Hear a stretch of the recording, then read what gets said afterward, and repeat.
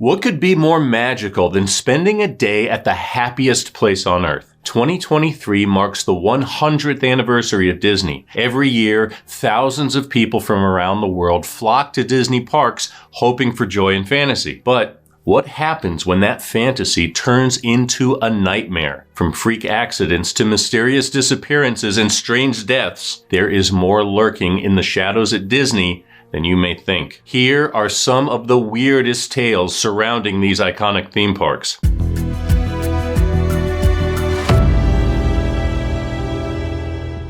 I'm Chris, and this is True Crime Recaps, the only channel bringing you all the crime in half the time. So, if you've only got a few minutes for a story, you're in the right place. And it would mean a lot to us if you would give this a like and subscribe so you never miss a recap. Now, on with the story. Did you know Disney also works its magic behind the scenes? Jim Hill from the Disney Dish podcast told the New York Post that Walt Disney World used to have its own emergency responders, so if somebody died in the park, they were supposed to continue life-saving measures until their emergency vehicle left the property. Of course, sometimes that's not possible, like in the case of 2-year-old Lane Graves. On June 14th, 2016, right around dusk, Lane was making sandcastles on the beach outside Disney's Grand Floridian Hotel when the unthinkable happened. As he was standing ankle deep in the water, leaning down to dip his toy bucket into the lagoon, an 8-foot alligator came splashing out and snatched him off the beach. His father was close enough to grab the alligator and try to pull his son's head out of its mouth, but it was too strong for him. It disappeared into the water with the baby. The Seven Seas Lagoon is a man-made body of water. You wouldn't necessarily expect it to be home to alligators, but in Florida, any water, from swimming pools to swamps, is fair game to wildlife. Tragically, Disney is no exception. Signs were posted warning guests against swimming in the lagoon, but nothing warning about killer reptiles. Lane and his family were visiting the park from Nebraska. They were on the beach that night with several other guests waiting for an outdoor movie to start. The next day, wildlife officers found Lane's body in the water, and 3 alligators were ultimately removed from the lagoon. It's believed that Disney settled with the family versus facing a wrongful death lawsuit. The amount they settled for is unknown, but guesses range from the thousands to multiple millions. And now, there are more safety precautions in place around the lagoon, along with alligator warnings. 2 security guards were taken hostage in the Journey into Imagination Pavilion at Epcot. Here's what happened on September 12, 1992. 37-year-old Alan Ferris hid a sawed-off shotgun in his bag and smuggled it into the park. Then, he hid and waited for closing time.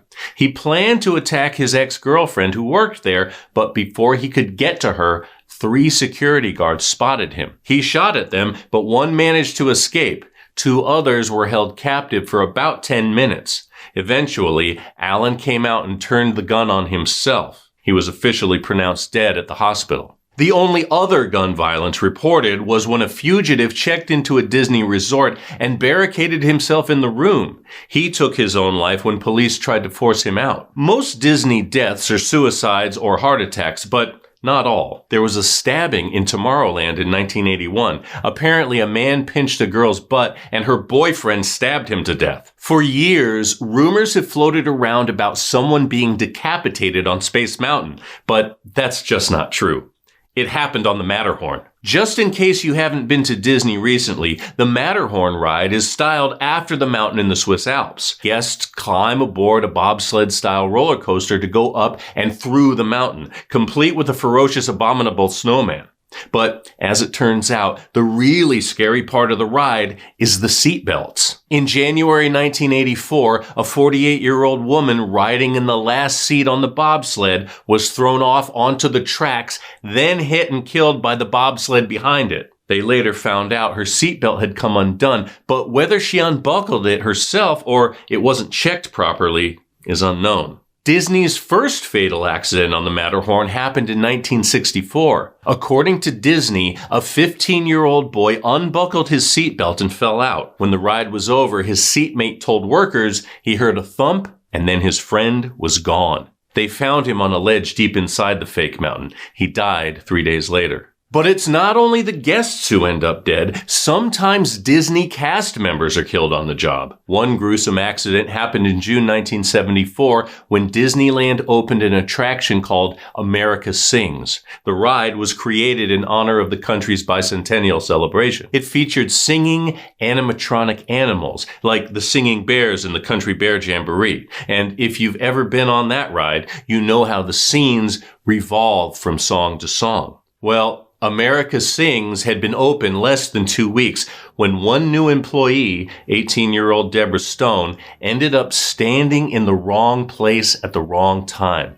She was crushed to death by the revolving walls right in front of guests on the ride. Another Disney employee, 38-year-old Javier Cruz, was working as Pluto when he was run over by a float during a parade in 2004. Being a Disney character has its dangerous side. In 2009, an actor playing the part of Captain Jack the Pirate slipped and fell on stage during a sword fight demonstration. His wounds were so serious that he had to be treated in the intensive care unit, but he didn't make it. 4 days later, he was gone. And there you have it, some of the strangest deaths that have occurred at Disney World. From accidents to natural causes, it seems that no one is safe when they visit the happiest place on earth. So next time you're enjoying a carefree day at one of Disney's many theme parks, take a moment to remember those who lost their lives in pursuit of happiness.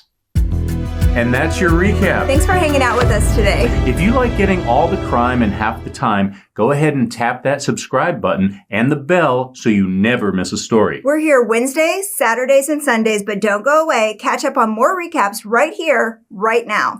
Until next time, take care.